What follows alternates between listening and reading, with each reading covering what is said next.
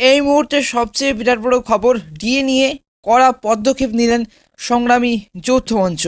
এবার ফের আমরণ অনশন ডিএর দাবিতে 29 থেকে অনির্দিষ্টকালের ধর্মঘটের হুঁশিয়ারি মঞ্চের সংগ্রামী যৌথ মঞ্চের। ডিএ মেটানো সহ একাধিক দফার দাবি পূরণ না হলে সংগ্রামী যৌথ মঞ্চ আগামী 29 জানুয়ারি থেকে কর্মবিরতি ডাক দিল সংগ্রামী যৌথ মঞ্চ। এবার সংগ্রামী যৌথ মঞ্চ সরকারি কর্মচারীদের এই সংগঠনের আন্দোলন কিন্তু বর্ষপূর্তির দোরগোড়ায়। এবার এরই মাঝে শনিবার থেকে ফের অনির্দিষ্টকালের জন্য অনশন শুরুর ঘোষণা করেছে মঞ্চ। আজ থেকে কিন্তু ঘোষণা করেছেন, এবং ঘোষণা নয়, আজ থেকে কিন্তু দুপুর 12টা থেকে তারা কিন্তু অনশন কর্মসূচি করেছেন।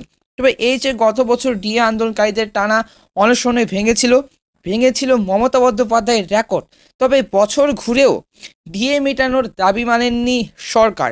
এবার এই আবহে নতুন বছরে ফের একবার আমরণ অনশন শুরু করছে সংগ্রামী যৌথ মঞ্চ। একই সঙ্গে 29 জানুয়ারি থেকে লাগাতার ধর্মঘটের ডাক দিলেন ডিএ আন্দোলনকারীরা। এর আগে শুক্রবার কলকাতার রাজপথে ডিএ আন্দোলনকারীরা মিছিল করেন। হাওড়া থেকে একটি মিছিল আসে ধর্মতলায়।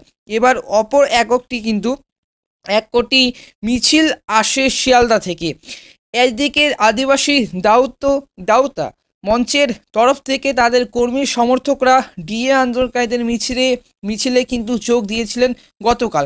তবে গতকাল কিন্তু তোড়পাড় করেছিলেন সংগ্রামী যৌথ মঞ্চ ডিএ আন্দোলনকারীরা। এদিকে আন্দোলন প্রসঙ্গে মঞ্চে আহ্বায়কের বক্তব্য আমরা আলোচনায় চেয়েছিলাম, এবং এই যে সংগ্রামী যৌথ মঞ্চ চিঠি দিয়েছিলেন গত বুধবারে মুখ্যমন্ত্রীকে যে দেখা করুক আমাদের মঞ্চ।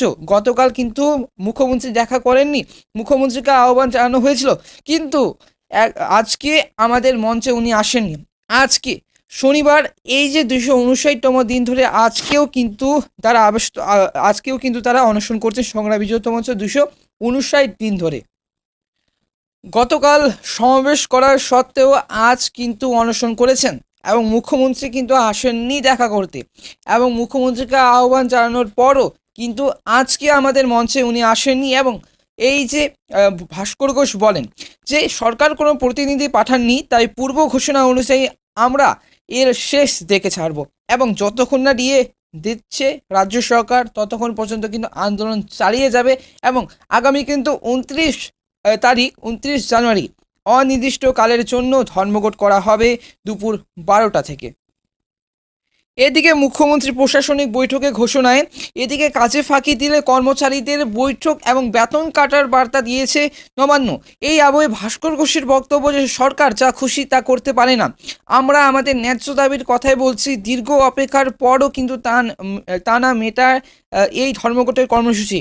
এদিকে কিন্তু আন্দোলনকারীদের দাবি ডিটেলমেন্ট কথাটি অসাংবিধানিক, কিন্তু এই নিয়ে চ্যালেঞ্জের পরিকল্পনা করছে ডিএ আন্দোলনকারীদের এবং ডিএর দাবিতে মিছিলকারী সংগঠন। তবে ডিএ নিয়ে যে কড়া পদক্ষেপ চালিয়ে যাচ্ছেন রাজ্য সরকারি কর্মচারী, একদম হুমকি দিয়েছেন মুখ্যমন্ত্রীকে মমতা বন্দ্যোপাধ্যায়কে।